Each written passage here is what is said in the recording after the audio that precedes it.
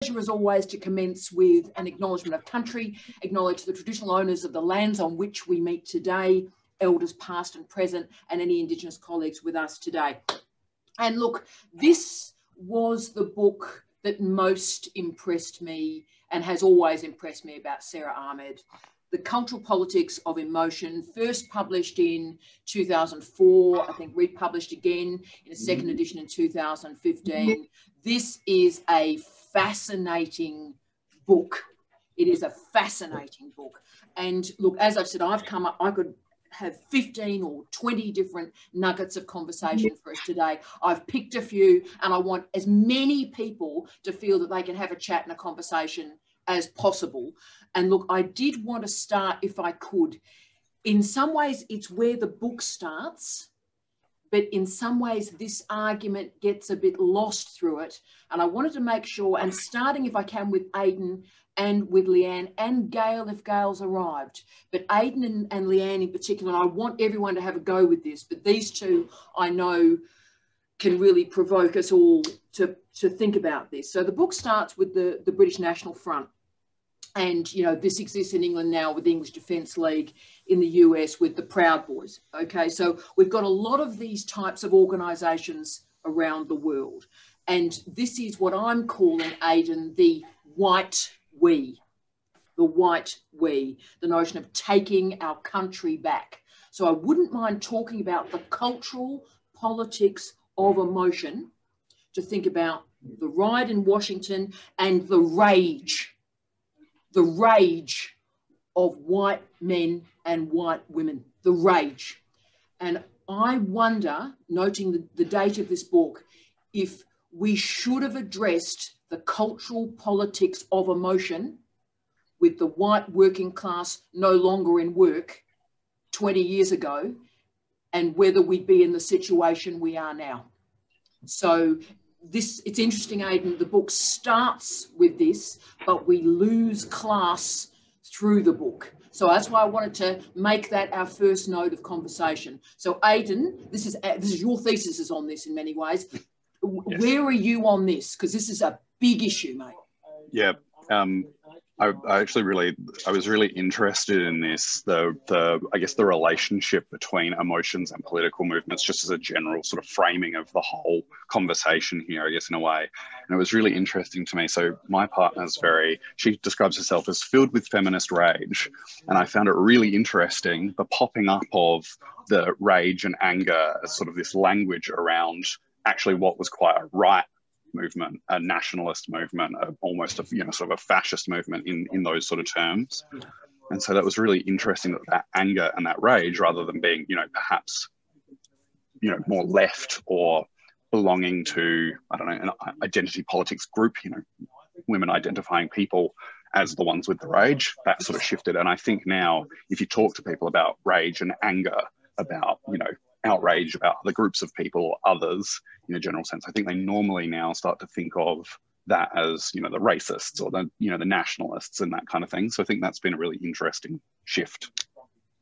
And I wonder what happens when we get locked into those labels, though, Aidan, when we have, the redneck, the white working class man that's angry, and then identity politics is then on the other side, so it's almost binarized, right? Whereas I think in one of my recent pieces, Aidan, I've referred to this white working class male female rage as the identity politics that dare not speak its name.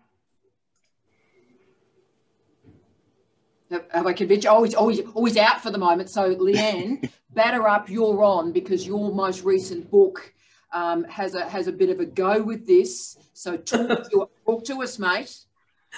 Yeah, look, I think this is such an interesting topic. This is such an interesting thing. The idea of, class and rage, and also masculinity and rage is such an interesting thing. But I see it really connected to mourning and to grief, and in particular being left out of empire to a certain extent, even though they weren't, but a perception that, at least the other has the recourse to, to claim race and to claim post-colonial positioning.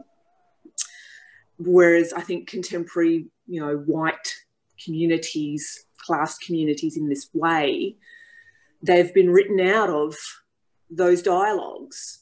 And I think that's where the rage comes from. I think it comes from a rage of being a traditional kind of masculine rage, this idea that you're supposed to be in a position of control and power, but you actually found out you didn't have any. Yeah.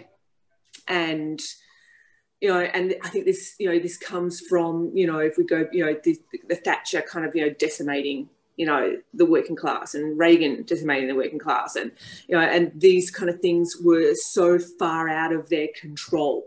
Yeah. And I think that we're faced with this bubbling up again, and I think Obama has a lot to do with it. And what I mean by that is that I think he was seen as a paragon of hope, and he even had that in his election campaign, that he was going to make things better, that he was going to be just, he was going to be good, he was going to be all these kind of idealized things, when actually he's one man in a system that is rolling forward regardless.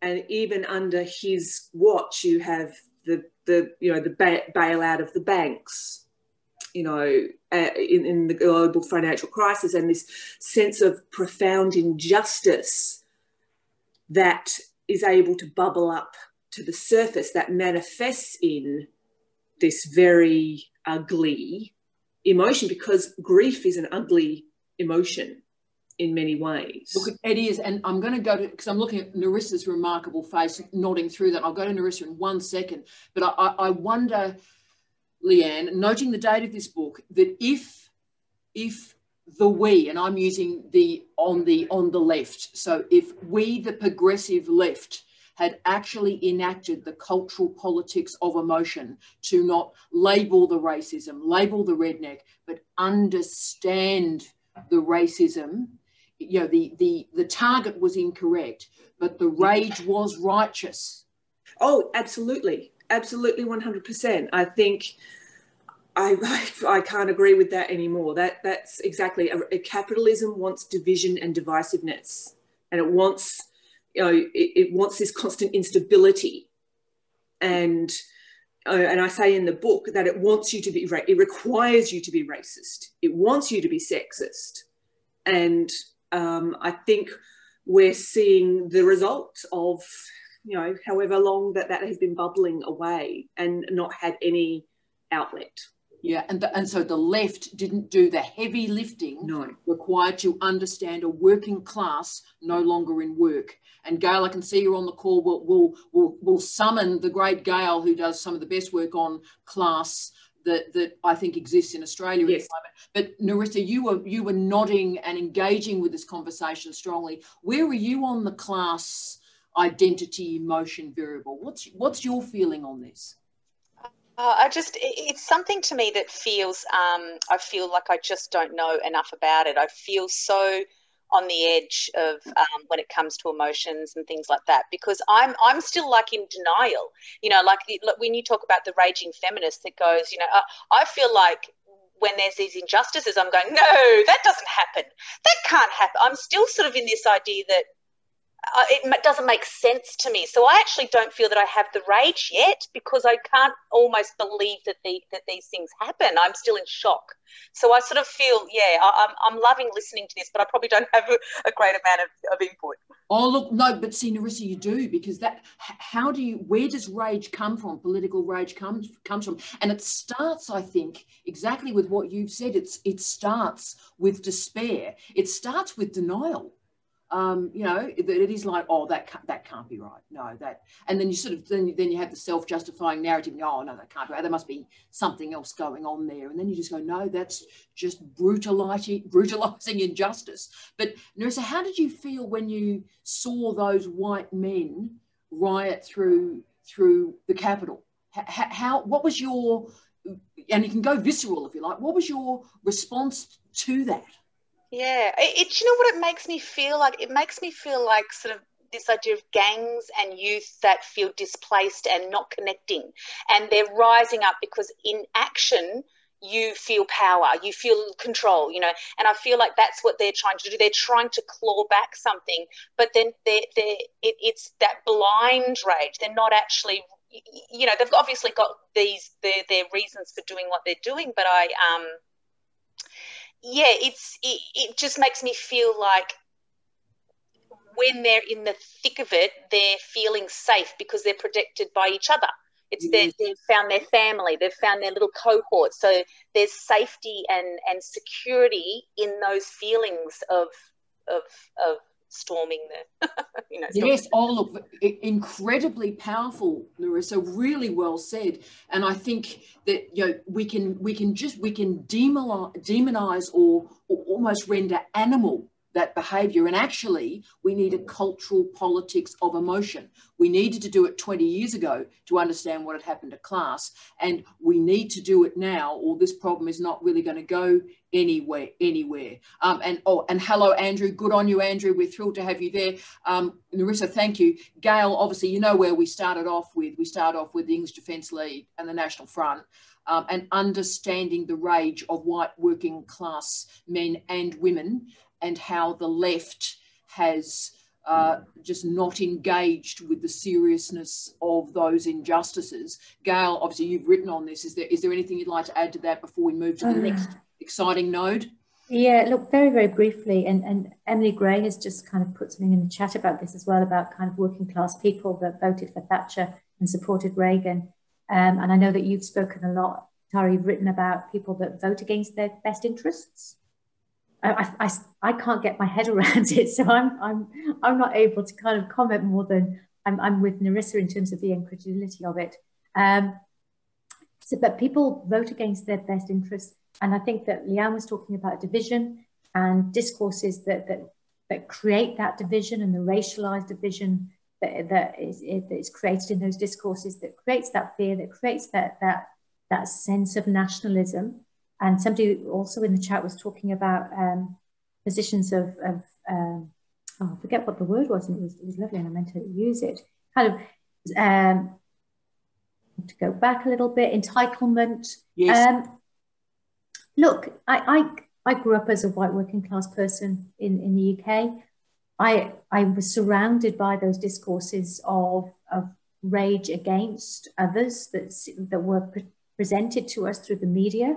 Yes. As people who had taken our jobs and taken our homes and were taking off the welfare state system, etc. And I think so. Yeah, exactly. So there was a whole discourse that was fed and fanned by popular media that was not addressed by the left. They were using a different discourse. They were using a different language, and that language did not connect with and did not find its way into those working class communities. Those working class communities were still reading the Sun and the Star or the Daily Mail or whatever. Yes. And that's where they were getting their news from. That's where they were getting their collective rage. And the left were not using a discourse or a communication form or style or words that made any sense to those people. And I think, having read this book post the riots, again, I think this is my 5th read of this book over 15 years, if we had engaged the cultural politics of emotion, then these fractured movements that are a very large minority perhaps could have been brought back to more progressivist movements. But Annie, could you, Gail, thank you, my darling, you're just a rock star. Could we summon Annie, though? Annie has done a great comment in the chat about their best interests are white supremacy. Annie, could you just pop up and say hi to us? Hi. So Annie, darling, I'm fascinated by, can you talk a little bit more through the white supremacy argument for us? It's fascinating. Yeah, I mean, basically, I think I've heard that discourse a lot, and I've been thinking about it a lot. And actually, you know, and I've heard my mom say so many times, she lives in Ohio, in a state full of white working class people that keep voting for Republicans, and she doesn't understand it. And she keeps saying that they keep voting against their interests. And then I don't know. We were just having a conversation. I was like, but that their interest is white supremacy. That is their interest, is maintaining that hegemony, is maintaining that system. They have to see themselves as being on top of the pyramid, and they can't imagine a world that's any other way. So that to me is why this is probably never really gonna end until that particular aspect is actually dealt with. And I wonder, Annie, if a deep, complex, delicate conversation about whiteness, not in a binary opposition to blackness, but a proper conversation about whiteness and a proper conversation about the underemployed working class and what that means, whether those proper, deep, meaningful cultural politics of emotion conversations are had, whether that's a way forward for us, Annie. I wish it's honestly, it's for me right now, it's really hard to see a way forward, because it does feel everything is just so stratified between, I guess I would say the Trump.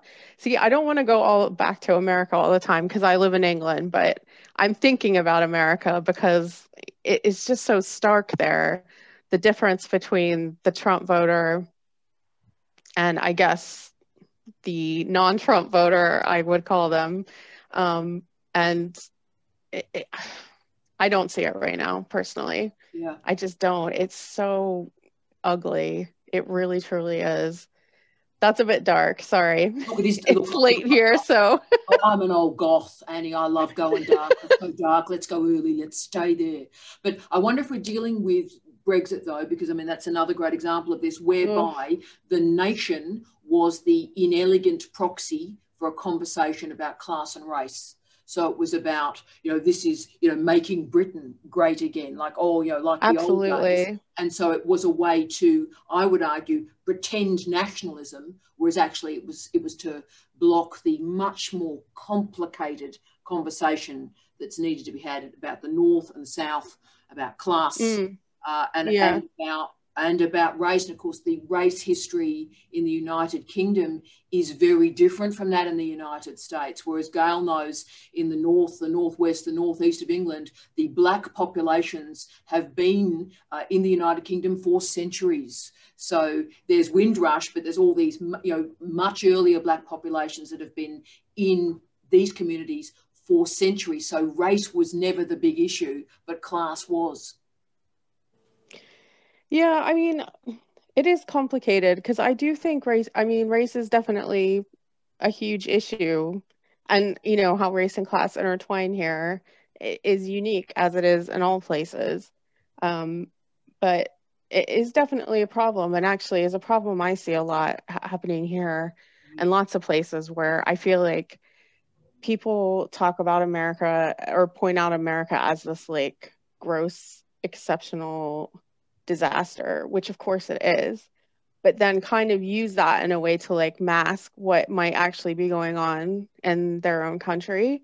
And I see that happening a lot when you're talking about race here in the UK, because people point to America and do not see the stuff that goes on here. And it's actually a bit disconcerting, because all the time we're looking somewhere else, we're not paying attention to what's going on for us. Anyway, I'll stop talking now because you are the wisest woman in the universe. And can I say the end of our book, Trump Studies, it was Trump doesn't matter, Trump Studies does. Because Trump Studies is actually saying it's not about one bloke, it's not about one nation. It is about not engaging with matters of class, the identity politics that does not speak its name. So, look, my head's just exploded. So I'm sort of ready to go to the bar at this point if anybody else is. It's just unbelievable. But I did want to summon the glamour that is Beck. And Beck, don't panic, because Beck does that face at me. And I had Beck, just put the mic on, because I wrote this whole note for you, #no pressure, right? Now, Ahmed, and this is your work, darling. So that's why I'm going straight there. So Ahmed has these great binaries going on, as we expect of the early 2000s. So the mind, body, reason, emotion, masculine, feminine. Notice not male, female, masculine, feminine. And noted that the marked signs are always associated with the feminine. But what I'm interested in, Beck, is risk and that notion of something being risky. So why are emotions configured as something that is risky, right? So that notion that someone in a position of power must control their emotions. And Ahmed used that great statement, quote, how emotions are bound up with security of social hierarchy. So I just want to talk about with you, Beck, the role of emotion as almost disconnecting or stopping the feminine from having any credibility. Have you got a vibe on that, Beck, about the discrediting of, like, if you have emotions, that discounts you from holding a position of power? Okay. Thank you for always asking me a question and inviting me into the big kids table and sitting at the adults table for Christmas lunch. Because I mostly get it wrong and I try very hard. But you never get it wrong. So what I think was, when I read Sara Ahmed, I did a little bit of research around what's the difference between affect and emotion. So emotions are social and the drives are well directed. And there's cognition. Cognition is evident. So in terms of risk, so if I go back to affect, and I'm just looking at my notes here. So affect is automatic, is a reflex-like response that is hardwired in the body.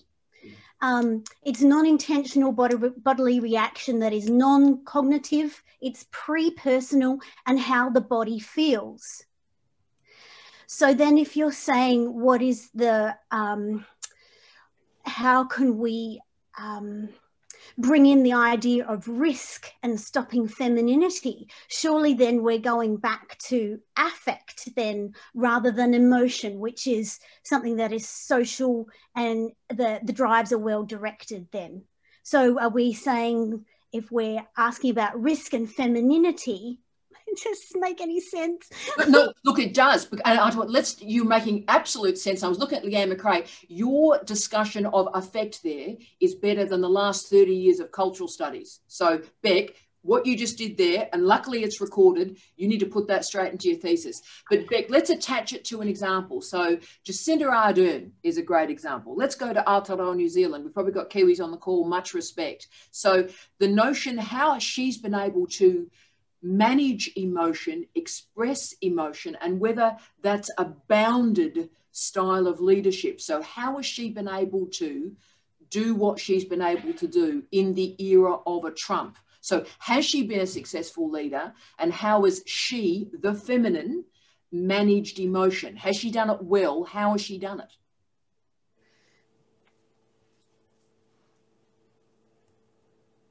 I think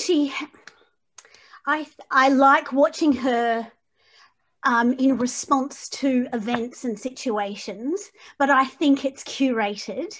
It has to be, because she's a politician.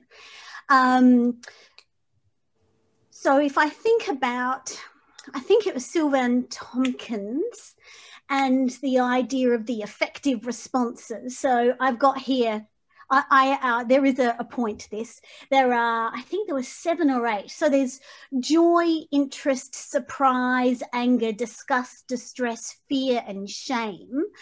Do you think that then Jacinda Ardern or the feminine and the masculine have different ways of engaging with effective responses that in a political sphere make it not so risky? See, I think it does. Has anybody else's head exploded as Beck talked about curating emotion? Can you see the nods on the screen, Beck? I need you, don't get upset because I'll get upset. I need you confident. Because I mean, you've just changed my life there. And in some ways, the next stage of the culture, don't get upset, Beck, because I'll get upset. The next stage of the cultural politics of emotion is actually the curation of emotion.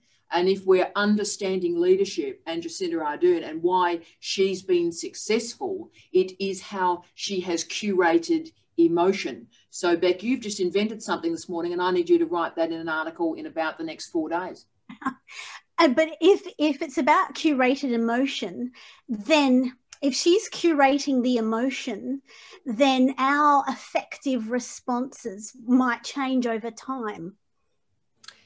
And yes, and if I can then add a literacy conversation to this. So as the citizens become used to that curation, they have that interface management of different emotions, and they get used to a leader hugging, not in a scary way. So as the literacy database opens out to emotions in leadership, then the curation, the objects, the emotions we can curate enlarges. So it's about manipulation and who manipulates. Who pulls the strings better? Well, see, you're funny, whereas I just think that's actually quite a clever thing. I think Ardern has realised that, you know, particularly in Aotearoa New Zealand, which has a very special bicultural history and all the rest of it, and of course, right on feminism above probably and ahead of just about any other nation on the planet, really.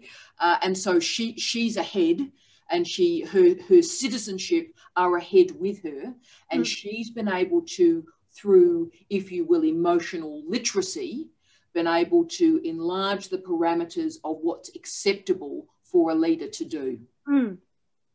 Unbelievable. And Beck, write that down. Write that down. You are an amazing person. And Lizzie, I've got AOC in the comments. Can you talk to us about AOC? Because I so agree with you, I could explode. Lizzie, tell us about AOC.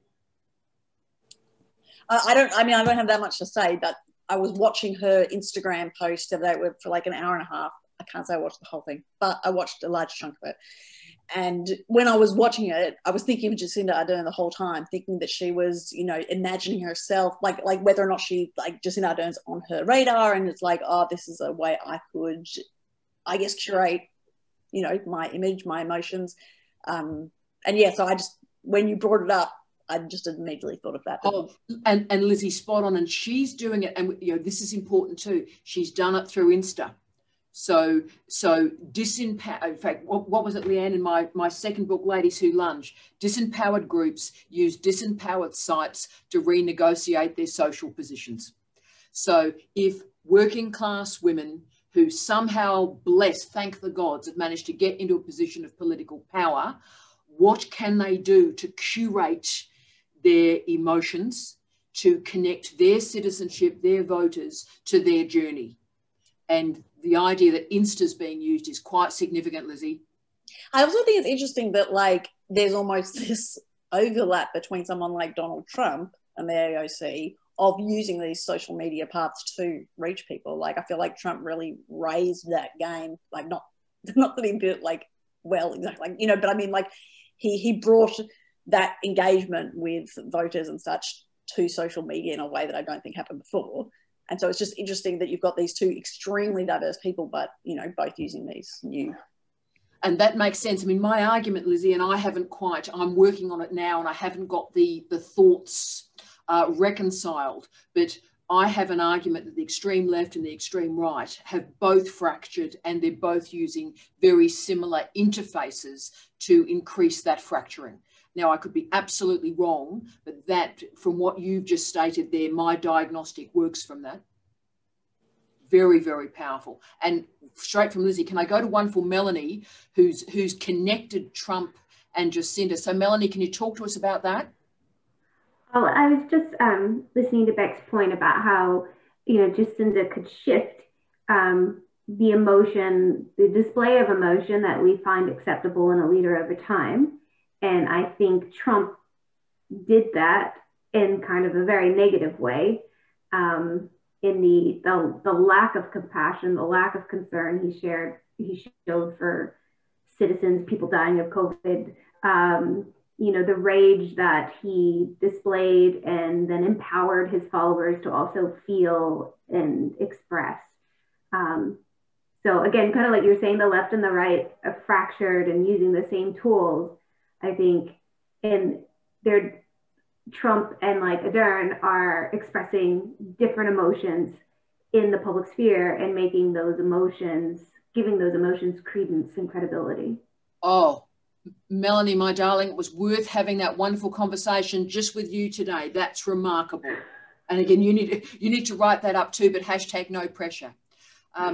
Powerful conversation. Can I also log, should we go north of the border? Can we go to wonderful Karima? How are you, my darling? Good afternoon. Hello, it's Karima. I know. How are you, my darling? It is. See, this is just our usual, just me going, hi, how you going? And me smiling and laughing. I was thinking about how on Zoom, sometimes you can't quite hear what someone's saying. So you just kind of, ha, ha, ha, ha. You know what I mean? Like she was talking about in the book with the attunements part. Oh, I found that very interesting. Look, and look, what I wanted to talk with you today, because obviously this is our weekly moment. So we're like a sort of like commercial every week that you and I have this moment, right? Now, the moment I thought we might have this week was involving pain, because I'm sort of a bit obsessed by pain, and this book is quite obsessed by pain.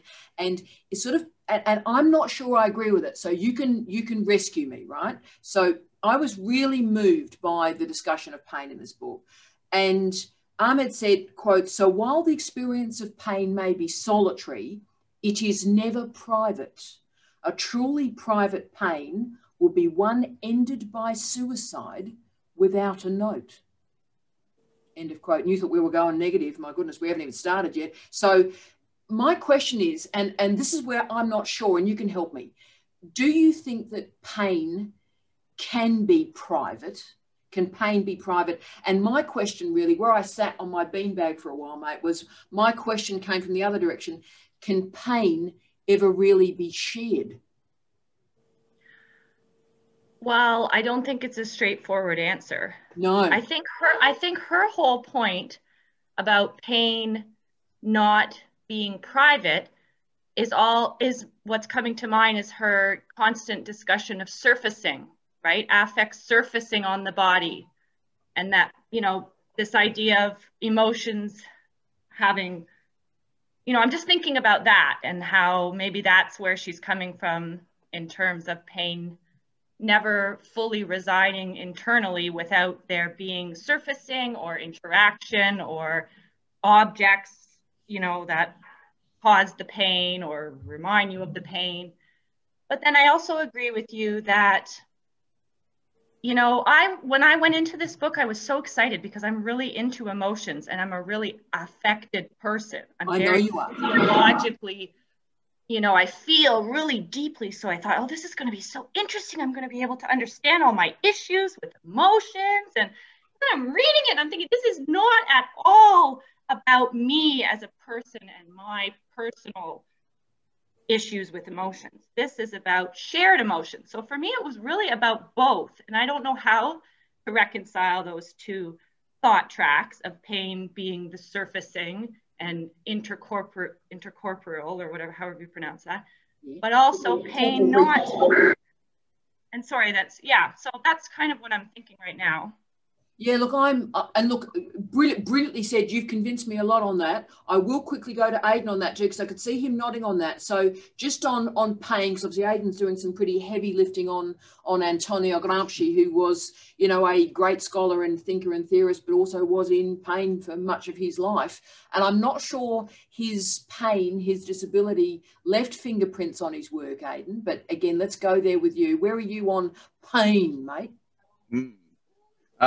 I think that's interesting, actually, because I would have said the opposite. I would have said that there are sort of remnants. I mean, not like he's not saying, oh, you know, like I'm in pain today. You know, there's not that sort of happening. Not sort of the doctor feel oversharing. No, that's right. Yeah.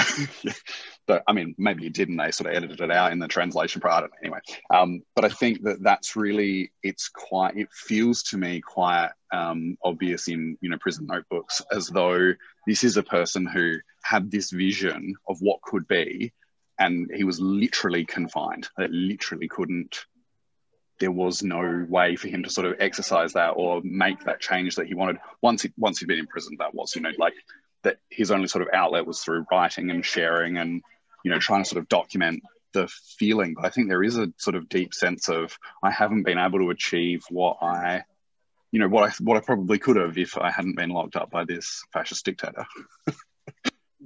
Now, I'll tell you what, that's an interesting argument for you to play with. That might be one of the red wedges we were talking about, I think. All fascinating. Team, speaking of, we've done obviously our wonderful Karima moment. Should we have our Alyssa moment? Hello, Alyssa. Hello, Alyssa. Hi. How are you? How are you feeling this week, Alyssa? Yeah, you're right. Oh, your hair's looking all fantastic too, and the plants have increased in number. They always do. Yeah. Right, and I won't even think we got Godzilla. What's the? Yes, that's Godzilla. Yes. Oh, that's classy. And look, that's very suitable for the conversation I wanted to have with you. So, by the way, let's just start with Lisa. How did you like this book, mate? Yeah, it was good. It was interesting. I don't know. I'm gonna be honest. I didn't finish it. I skipped a couple of chapters, and I read the afterword. But sorry, I'm a little bit burnt out. I don't know. You're a bit burnt out? You're a bit burnt out, Ada? It's weird because normally, right, the way I read is I read very narrowly on one topic, right? You kind of like binge. And having to read different stuff every week is interesting. It's an interesting challenge. And your use of the word interesting is, I really hate doing it, but my supervisor's forcing me to do it. Is that right, Alyssa? Yes. Yes. So that's why this week I thought I would talk to you about disgust. And disgust, I think, is, again, one of my favourite bits of this book. As someone who does a lot of work in sport, the focus on spitting, on vomiting. And what I love is, and Gail, I could pick up, Gail would be loving this too, but Alyssa, the stuff about, disgust engenders border objects, and disgust operates in the contact zone. So, Alyssa Dunn, what I wanted to talk to you about was how disgust has changed in the last 15 years.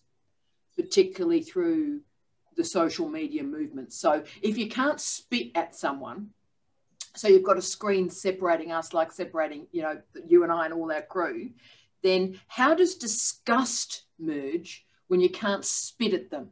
So is there a social media equivalent of spitting or vomiting on somebody, Alyssa? That's interesting.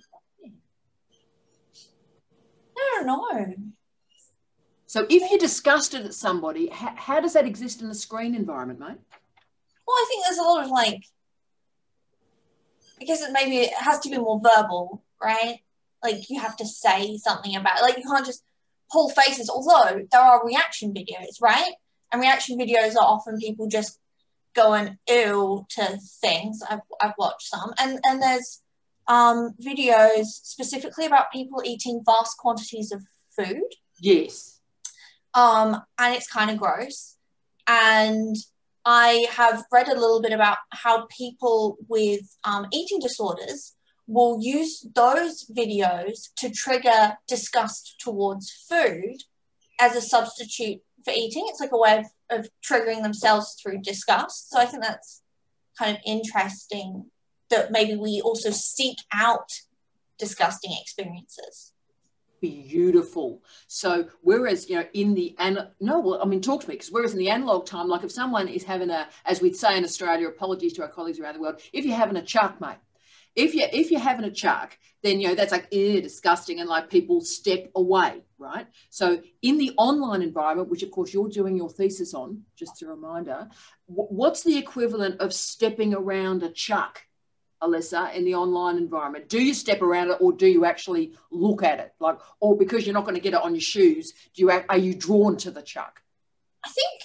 I think you can just scroll around things, right? There's that easy avoidance. It's kind of harder to do when you're physically around something.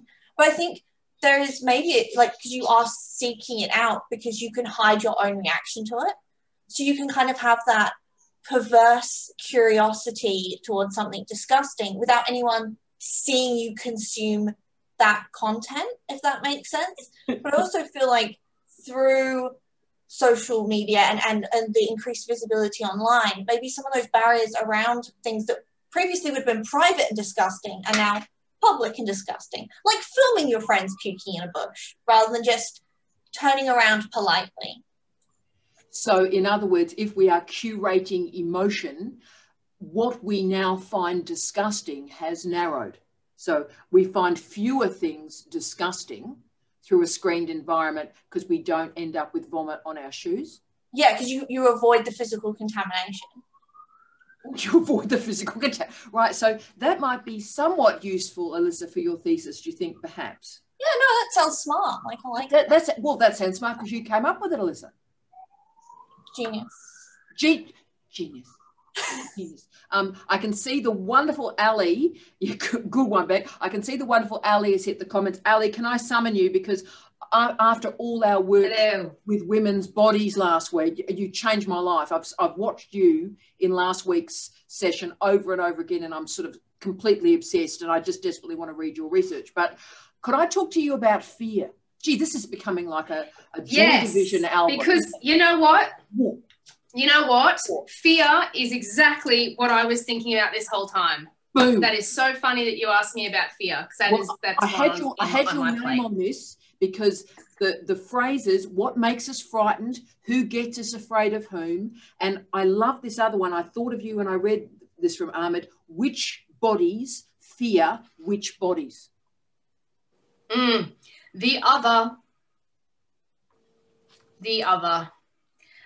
So first of all, this is a fascinating session today. This has been very effective and emotive for me. I've felt my heart pumping and like sweating, you know, because that's just what I do. I'm glad that's going to be on the internet forever as well. I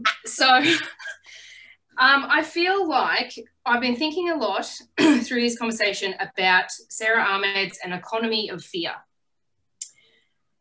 and relating that it's coming from the earlier discussions where we were talking about nationalism and politicians play on the emotions, they manipulate.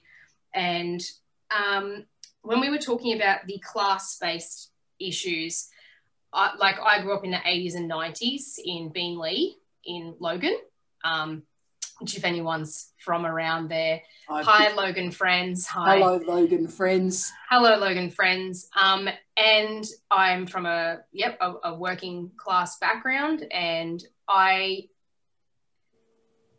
it took a long time. I think I grew up in the right, if that makes, not in the right as in we're right, as in the right side. And now I'm very much lefty, and my dad and I have fascinating conversations that usually end with us going, look, we're not going to agree. That's great. See, when I argue with my father, we end up in the car park punching each other in the throat. So you're handling that in a much more distinguished way. We stop. But you know what? It was fascinating the other day. He actually recognized one of his own comments as being not quite right. And he said, I probably shouldn't say that, should I? And I thought, that's a step. Cultural politics of emotion. Yeah.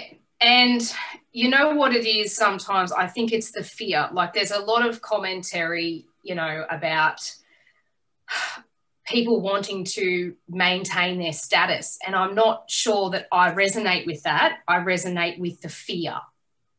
They're afraid of what they don't understand, and they're trusting these people to lead them in the right direction, and they are fed what they're fed. And like my dad, for example, would watch 3 hours of news, like in a row, all the news, repeating over and over, getting angry at it. And I'm like, Dad, please just stop watching. And you're watching stuff that's half the time it's trash. Like, but yeah, he's so I think to be informed, Ellen. Trying to be informed. Absolutely, absolutely. And you know what? He's trying. But when you keep getting fed the same point of view, you go, well, I've been looking for another angle. And they are still there, and they're out to get me. It's out. And so, yeah, I think that raises a lot of emotion in me, because I recognize my own past, the thoughts I had in my head growing up and the way I grew up, and the changes in my own mind through coming to university, through traveling overseas. So like being at USC has opened my mind. Great. You know, I've been there for 6 years, and the progress I've made, hopefully, I believe, and a lot of people aren't privileged to have that. They don't get that. And like, I think it was Gail was saying, there is the language that the left uses is not accessible. So how can we encourage change and encourage conversation, particularly in these times of such tiny little silos, especially with social media further exposing people to more of the silos that they want. They go, you're in this silo, I'm going to expose you to more of that because I see that you like these things, I'm going to give you more of it. So and Ali, how do we break that? And I'm quite obsessed about the Sykes and Maxa technique of neutralization, which I think explains exactly what's happening on the planet right now. So when those little, as you beautifully said, silos or echo chambers occur, what Sykes and Maxa argued is through the technique of neutralization, when those communities form, when those bubbles form, they reinforce each other and the views become more extreme. And that's exactly what's occurred. So what we actually require, I think, is information literacy and interface management so that different communities have the literacy to at least put a toe in the water and maybe be uncomfortable. Knowledge is power because it makes you less afraid. You're a legend. We're reaching near the end of this seminar, but can I hold on with you, Ali, for 1 second? Because I wanted you to lead us into our second last conversation, really, which was about love. Love. And we're going to see this trope in the next few books that we're going to be reading from Sarah, and her exploration, really for the first time in her career, of, quote, compulsory heterosexuality works most powerfully in the casual modes of conversation. So how does that compulsory heterosexuality exist through conversation? And therefore, how do and I'll use the word queer, because queer has a history since really for a century, but in terms of theory, since the early 1990s, this is a different moment or node of queer theory. How can those queer spaces be created that operate against heteronormativity? Where are you on this, Ali? I think that I find it a difficult question to answer because I do find myself within a hetero space, and I mean that in a way that I don't want to assume and take away something that doesn't belong to me. Can I ask? I can speak through my lens. That's and I'm terribly interested in your lens. What I want to do, Ali, is, and this is a really major moment in your and my relationship, can I say? So this is the moment. And it's an honest moment. And so let's see if I have one of those honest moments that we have. So do you find, honestly, that you can move through contemporary life and not be too challenged in your sexual choices? So do you have to think too much about your bits and other people's bits and what they do? No, and that is my privilege. And wouldn't it be interesting if we applied the honesty that Ali's just expressed there to class? That might change the political world. Ali, brilliantly done, my darling. Can I move to Dr. McRae on this? And I'll ask you the same. You're a rock star, Ali. Can I ask a question, Leanne McRae? Now, this will be interesting. Do you move through heteronormative environments without having to worry or think too much? Yeah, of course. Absolutely. Ali's absolutely right in her comment that it's a tremendous privilege, and it is those moments where there's an emotional impact on me where I have to stop and go, I've never thought of that, or that's not my experience. And I think this is the space that we're working within, of that ability to be reflexive of that emotional hit and not be angry or fearful of it, and to deploy a greater literacy in understanding where that shock or that moment of instability comes from. and that it's not something to be frightened of, it's a moment of growth. And I think what we're seeing now is we're seeing the kind of the binary of our times, which is empathy and rage. And that's very feminized and masculinized in that binary. And I think this is where identity politics didn't do its work, in that identity politics was very much about the pain of others.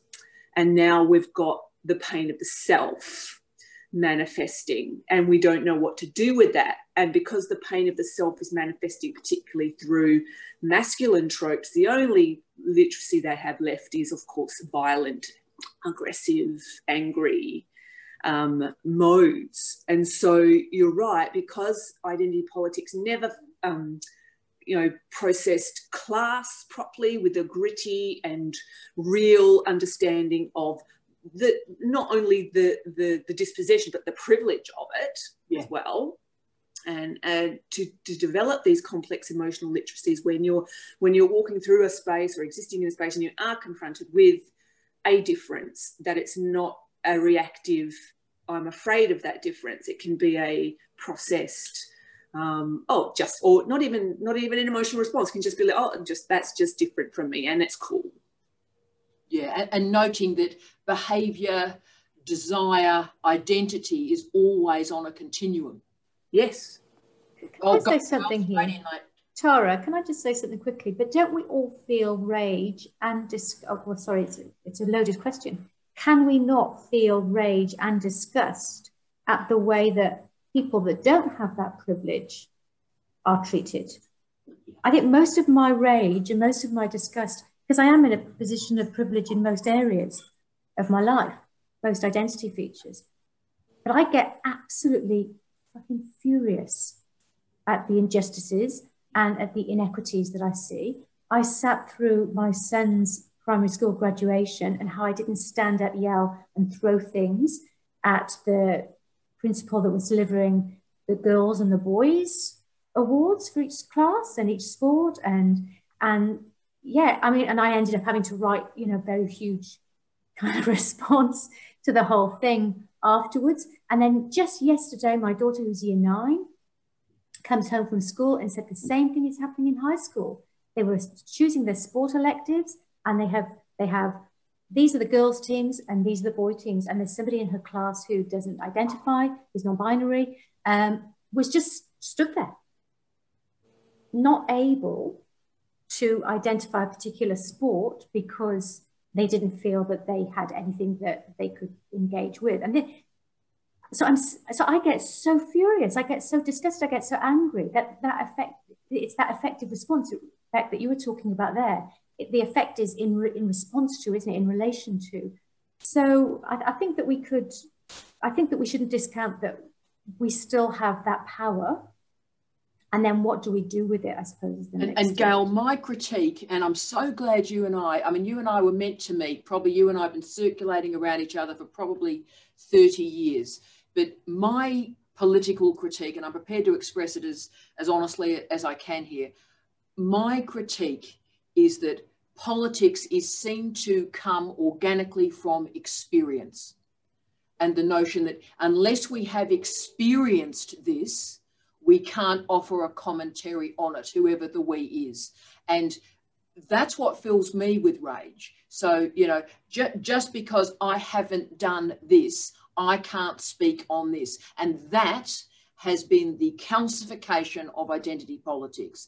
And can I say the calcification of teaching and learning in universities? I mean, everything you can think about. The notion that if we haven't had the personal experience, then we don't understand. And my critique, Gail, is that this is about research, and this is about reading and understanding the world beyond ourselves. So part of the reason I argue, Gail, that we're in the absolute mess that we're in is because we're not getting beyond ourselves through research and interpretation and listening and caring. We're staying in ourselves and reading that as a lens. But look, I'm also really guilty of the conversations that I haven't had, that I avoid. I'm also complicit then in some of the things that I don't do. So going back to, and some of you may recognize this, so my very, very amazing working class family will not have conversations with me or will shut me down on certain issues.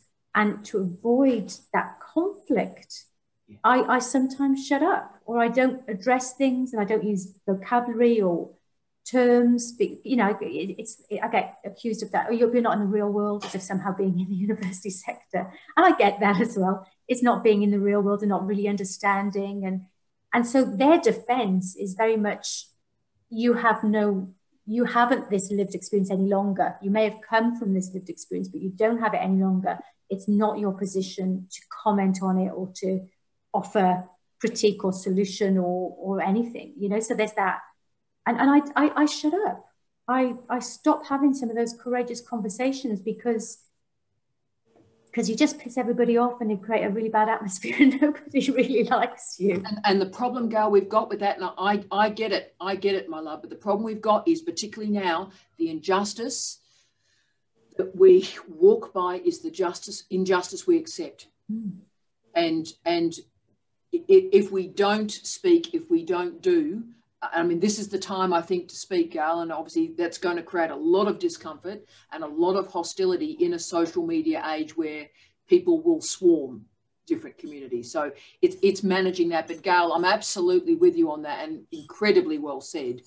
Can I just quickly, we've got just a couple more things I wouldn't mind getting through, but can I go to Aidan, because I did want to just talk about heteronormativity with you, Aidan, and I wonder the consequences of reifying heteronormative masculinity, the consequences of that on men and creating alternative masculinities. So when Sarah has done that thing about heteronormativity and so forth, is that too simple and in fact reducing the plurality and complexity of heteronormativity?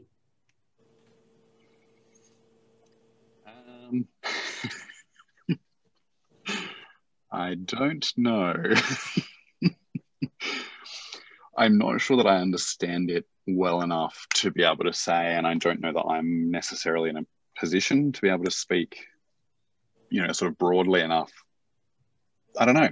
Yeah, I do. Yep. No. Yeah. I think that's the problem, right? Is like any simplification or reduction of any, I don't know, groups, politics, or way of being, or presentation, or dominance, even within a social group in a society, is going to be almost impossible to, break down into that sort of singular, I don't know, a reductive point, because there's always going to be problems with that representation, even if they're, too weak or too soft on the representation. So I don't know. Yeah, it's a bit. No, but I'm glad you said that, because in some ways, because it was all about experience, feminism didn't do the heavy lifting, complicated ideas with the, the great antithesis, the straight white man. So that was like everything was loaded onto the straight white man, not noting the plurality and the allies that could be created through doing that heavy lifting. Oh, I'm getting a nod. Thank you. Thank you, Aidan. Rock and roll. And Ali, can I just finish with you? So, Delma, I did want to raise one final vibe that I could run a whole hour on this, and that's the notion of comfort and being comfortable. And most of the work I'm doing with a lot of the people on this call is exploring the notion of being comfortable. And so, Ali, if we are comfortable, is that blocking us from enacting political change? In other words, do we have to be rendered uncomfortable, feeling a bit unstable in our skin to enact change? Yes.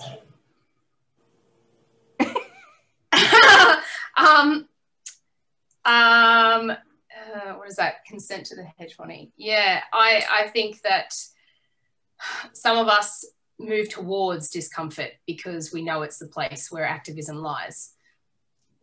And others feel the comfort and recognize perhaps its safety. And change is scary. Again, I think that's related to fear. When you're uncomfortable, you're also afraid. You don't know where it's going. You don't know what the future might look like if things aren't the way they are. So, Ali, how are we going to give our populations, our citizenry, the courage to take risks and be rendered uncomfortable? How do those steps and stages occur in the cultural politics of emotion? I think it's a long, quite a many-tiered journey. And I think that through knowledge, for me, knowledge was my path to broadening my mind, to being here today with you lovely people. And, but it's also through finding the right ways of communicating. And I think, like you mentioned, the AOC using Instagram, that's brilliant. Because one issue, like Gail mentioned, was, you know, you want to communicate these new ideas that you're having with your loved ones and people you care about, or with the broader community, but why not start at the kitchen table? And sometimes it just gets too difficult because the literacy isn't there. You're bumping up against language that isn't compatible. So I think it's finding compatible language and working through the fear. And also, yeah, that's probably my comment on that. And recognising that a robust citizenship also encases literacy development. And I think humanity, actually. Yeah. I think we've seen a lot of bad humanity happening in the last, long time. But this last year, this has showcased quite a terrible side of humans. And I think recognising the basic element of humanity, of who we are as people, and connecting on that level, for me, also recognising the spirit in me recognises the spirit in you. Yeah. And also, Dana, if we can find a way, for those of us that are on the left, and I'm sure there's all sorts of politics on this call, but having the empathy for the rage. That's the hardest thing perhaps we're ever going to do, is for people not like us, outside of our experiences, listening to the rage as a proxy for something and spending the time to understand what that something is. Yeah, I agree. I feel a lot of rage personally. I'm very emotive and I do feel a lot of the rage often, and I think that drives me a lot.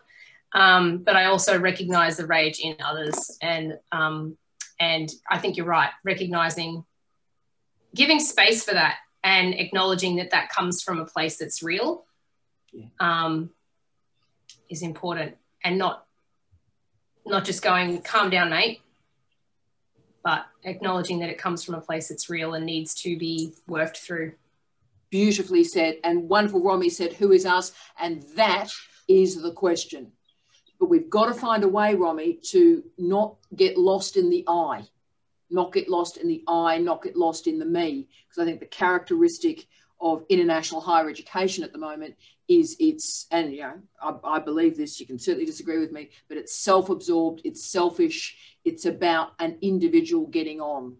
And I still don't believe that that should be the point of international higher education. So, Romy, what we've got to do as scholars, as researchers, is work on the us, build the us in an authentic, diverse, collaborative way. Not that we are the same on any social measure, but that we are all moving forward, perhaps with some similar goals. And it's the goals or the outcomes that might create the us. Colleagues, I'm conscious of time. Can I thank you so much for this conversation? My life has transformed in the last 60 minutes. It is a privilege to share the planet with you. See you all next week. Much love. Much love. See you soon, team.